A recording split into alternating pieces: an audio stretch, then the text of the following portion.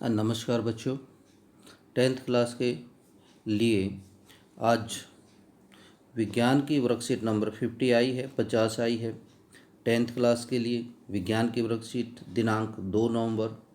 और आज हम पाठ 9 से ही पाठ नंबर 9 से ही आनुवंशिकता एवं जैव विकास की कड़ी को आगे बढ़ाएंगे। सबसे पहले आनुवंशिकता ही हमने पिछली वर्कशीट में भी आनुवंशिकता की परिभाषा देखी थी कि आनुवंशिकता क्या होती है। विभिन्न लक्षणों का एक पीढ़ी से दूसरी पीढ़ी में वंशानुगत होना, यानी एक पीढ़ी से दूसरी पीढ़ी में गुणों का पहुंचना आनुवंशिकता कहलाती है। गुणों का दूसरी पीढ़ी में आनुवंशिक गुणों का आगे बढ़ना। तो जनन प्रक्रम का सबसे महत्वपूर्ण परिणाम संतति के जीवों के समान डिजाइन का होना है, यानी जैसे हमारी स्ट्रक्चर है, हमारे आगे जो बच्चे होंगे उनमें भी इसी तरह का डिजाइन होना है, इसी तरह की हमारे जैसे आकृति है उसी तरह की आकृति का आगे बढ़ना है, उन गुणों का आगे बढ़ना है। आनुवंशिकता नियम इस बात पर निर्भर करते हैं कि जिनके द्वारा विभिन्न लक्षण पूर्ण विश्वसनीय के साथ वंशानुगत होते हैं, यानी जैसे इस बात पर निर्भर करते हैं आनुवंशिकता का जो नियम है कि कौन डोमिनेट है, कौन क्या दे रहा है। ठीक है, तो आइए सबसे पहले वंशानुगत लक्षण। जैसे शिशु में मानव के सभी आधारभूत लक्षण होते हैं। जैसे छोटे बच्चे का जन्म हुआ तो उसके माता पिता के लक्षण उसमें आपको नज़र आएंगे, फिर भी यह पूर्ण रूप से अपने, लेकिन इतना तो ज़रूर है कि उसके हर लक्षण वो पूर्ण रूप से माता पिता में नज़र नहीं आते, दिखाई नहीं पड़ते। इसका कुछ कारण है। मानव समष्टि में यह विभिन्नता स्पष्ट दिखाई देती है। मानव समष्टि यानी मानव जाति में, मानव में ये भिन्नता हम स्पष्ट देख सकते हैं। एक उदाहरण भी दिया है। स्वतंत्र एवं जुड़े कर्णपाली होता है जो कान का नीचे का हिस्सा होता है, ये जो लटकता है, जिसमें लेडीज वो कुंडल वगैरह डालती हैं, तो ये कर्णपाली ये स्वतंत्र होती है, यानी लटकी हुई अलग से आपको नज़र आएगी कर्णपाली, और जुड़ी हुई एक हिस्से से जुड़ी हुई होती है। कईयों की बिल्कुल जुड़ी मिलेगी आपको, कईयों की ज़्यादा लटकी हुई मिलेगी। तो समष्टि में पाए जाने वाले दो परिवर्तन हैं, ये इस तरह के दो परिवर्त हैं, परिवर्तन नहीं कहेंगे, परिवर्त हैं, यानी दो उदाहरण हैं। अब बेटा ये ध्यान देना, एक बहुत ही इम्पोर्टेंट क्वेश्चन है कि आनुवंशिकी पर अपने कार्य के लिए मेंडल ने मटर के पौधे को क्यों चुना। अब ये ग्रेगर मेंडल है जिसने आनुवंशिकता के नियम दिए थे। आपको मैं दोबारा से एक बार चित्र दिखा देता हूँ। ये जो महाशय हैं ये ग्रेगर मेंडल हैं, 1822 में जिनका जन्म हुआ और 1884 में जिनकी डेथ हुई। तो ग्रेगर जॉन मेंडल, इन्होंने आनुवंशिकता के नियम दिए थे। ये अपने टाइम के महान वैज्ञानिक हुए हैं, आनुवंशिकता पर जिन्हें अपने विचार दिए। तो बच्चों अब हम जानने की कोशिश करेंगे कि वे कौन से कारण थे जिनके कारण ग्रेगर मेंडल ने मटर के पौधे को अपने एक्सपेरिमेंट के लिए चुना।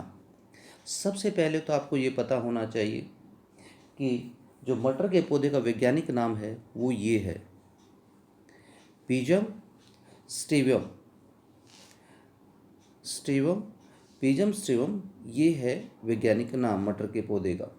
यदि आपको क्वेश्चन पूछा जाए कि मटर के पौधे का वैज्ञानिक नाम बताइए, क्वेश्चन पूछ लेते हैं, क्योंकि मटर का जो पौधा है वो इस पूरे ग्रेगर मेंडल के जो प्रयोग हैं उनमें छाया रहेगा। इसी पे आधारित उन्हें सारे अपने प्रयोग दिए हैं, एक्सपेरिमेंट किए हैं, अध्ययन किया है ग्रेगर मेंडल ने। तो बेटा ये जानते हैं कि ग्रेगर मेंडल ने अपने प्रयोग में मटर के पौधे को क्यों चुना, दूसरे पौधे को क्यों नहीं लिया अपने एक्सपेरिमेंट में। देखिए सबसे पहली बात यह है कि इसका जीवन काल छोटा होता है, जल्दी से हमें परिणाम मिल जाते हैं। हम ऐसे पौधे को ले लें जिसका जीवन काल बहुत बड़ा हो, तो उसके सारे परिणाम हमें अंत तक जानने में बहुत टाइम लगेगा। अब मटर के पौधे का जीवन काल यही होता है 2.5-3 महीने। वो जल्दी से अपने क्या कर देता है, रिजल्ट मिल जाते हैं हमें। उसके बाद जो मटर के पौधे में विपर्यासी लक्षण है ना, वो नज़र आते हैं, बिल्कुल स्पष्ट नज़र आते हैं। जैसे मटर का दाना हरा भी हो सकता है, पीला भी हो सकता है। मटर के दाने झुर्रीदार, जो उसकी फलियां हैं वो झुर्रीदार भी हो सकती हैं, प्लेन भी हो सकती हैं। तो वो जो सारे लक्षण हैं उसमें नज़र आते हैं, विपर्यासी लक्षण बिल्कुल स्पष्ट नज़र आते हैं। इसका जीवन काल छोटा होता है। और क्या कारण रहे, दो तो ये हो गए। इसमें स्वपरागण होता है। स्वपरागण आप समझते भी होंगे, 8वीं क्लास में आपने पढ़ा था। स्वपरागण का मतलब है उसी फूल के परागकण, यानी उसी फूल के परागकण, परागकोश से जो परागकण आते हैं वर्तिकाग्र पे आगे गिर जाते हैं और बीज का निर्माण होता है। तो वहाँ पे स्वपरागण भी होता है इस पौधे में। और ज़रूरत पड़े तो कृत्रिम तरीके से उसका परपरागण भी कराया जा सकता है, यानी दूसरे पौधे से परागकण लेके, और जैसे ये दो पौधे हैं, इसके परागकण लेके इस फूल के वर्तिकाग्र पर पहुंचा दिए जाते हैं और बीज का निर्माण इसमें हो जाता है। इस प्रकार दोनों पौधों के गुण इसमें आ जाते हैं। तो स्वपरागण भी इस पौधे में स्वपरागण होता है, और जरूरत पड़े तो कृत्रिम तरीके से परपरागण भी कराया जा सकता है। बड़ा ही आसान तरीका है इसका, तो इसलिए मेंडल ने इस पौधे को चुना। और चौथा है, एक ही पीढ़ी में अनेक बीज बनते हैं, यानी 1-2 बीज नहीं बनता मटर में, यानी एक ही पीढ़ी में अनेकों बीज बनते हैं। तो उसमें विभिन्नताएं जानी जा सकती हैं।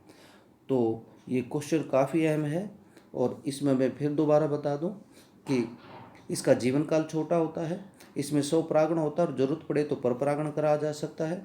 एक ही पीढ़ी में अनेकों बीज मिलते हैं, और इसके जो लक्षण हैं वो स्पष्ट दिखाई देते हैं। इन्हें विपर्यासी लक्षण कहते हैं, विकल्पी लक्षण कहते हैं, वो स्पष्ट नजर आते हैं। इसलिए मेंडल ने अपने प्रयोग में इन पौधों को चुना।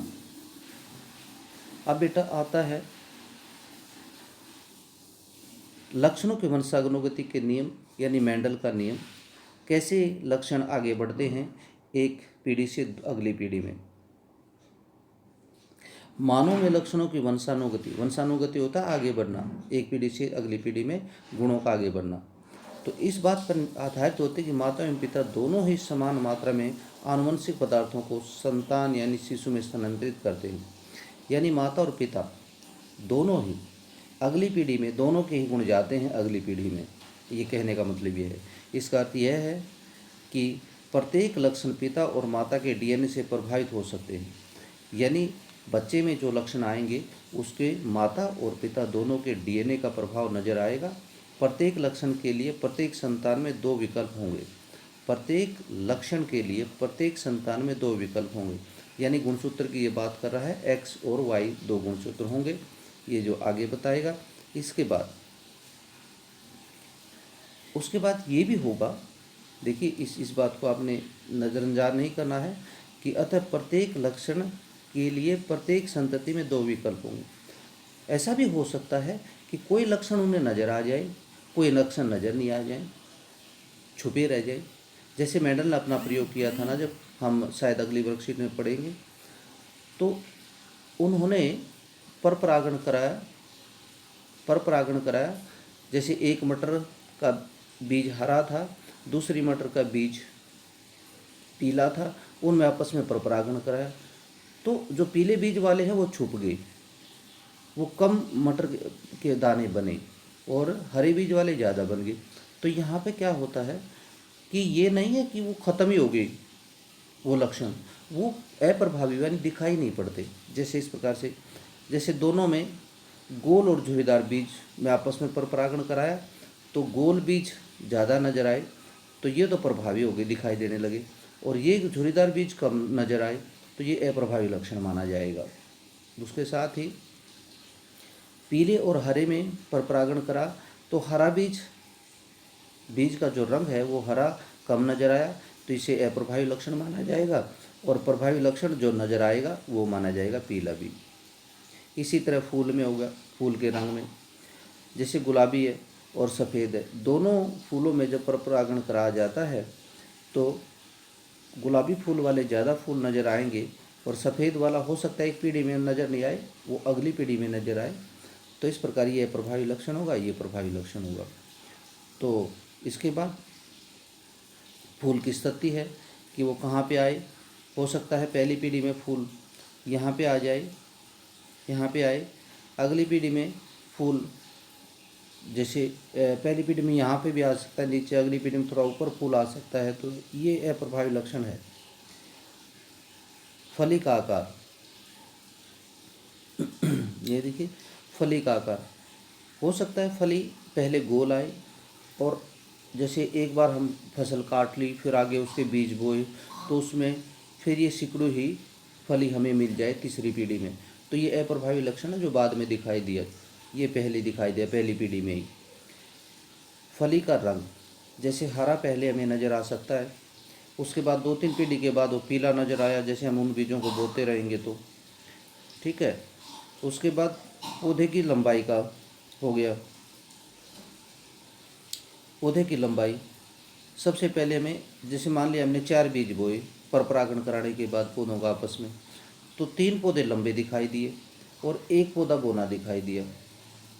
तो हम कहेंगे कि बेटा ये प्रभावी लक्षण है जो ज़्यादा नज़र आए। बौना पौधा है, चार बीज लिए हमने अगली पीढ़ी के, तो बौना पौधा लक्षण कम नज़र आए, यानी एक ही पौधा बना, तो ये अप्रभावी लक्षण होगा। जिसके ज़्यादा पौधे लंबे हैं, चारों बीजों में से 3 लंबे हो गए, तो ये प्रभावी लक्षण हो गया। तो इस प्रकार से हम प्रभावी और अप्रभावी लक्षण के बारे में भी इन प्रयोगों में पढ़ेंगे। तो बेटा ये थी आज की वर्कशीट। आइए क्वेश्चन की तरफ बढ़ते हैं। क्वेश्चंस, पहला क्वेश्चन है आनुवंशिकता को परिभाषित कीजिए। तो यानी संतान में गुणों का एक पीढ़ी से दूसरी पीढ़ी में वंशानुगत होना, आगे बढ़ना। मेंडल ने किस पौधे का प्रयोग किया, मेंडल ने किस पौधे पर प्रयोग किए, ये मुझे बताने की ज़रूरत नहीं, आप आसानी से कर पाएंगे इसे।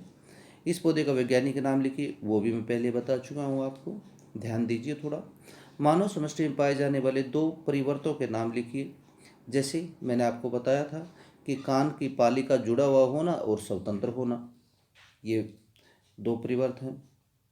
अगला क्वेश्चन है कारण बताइए कि क्यों मेंडल ने मटर के पौधे को अपने प्रयोगों के लिए चुना। बहुत इंपॉर्टेंट क्वेश्चन है और ये मैं पहले ही बता चुका हूँ आपको। तो ये थी बेटा आज की वर्कशीट। आज हमें जो कोविड का संदेश मिल रहा है कि मास्क पहनना है ज़रूरी, यानी हमें कोविड से रक्षा के लिए, सुरक्षा के लिए, अपने समाज को बचाने के लिए कोविड से, तो मास्क का उपयोग ज़रूरी है। जब भी आप बाहर निकले मास्क का यूज़ करें। नमस्कार बेटा, ये थी आज की वर्कशीट।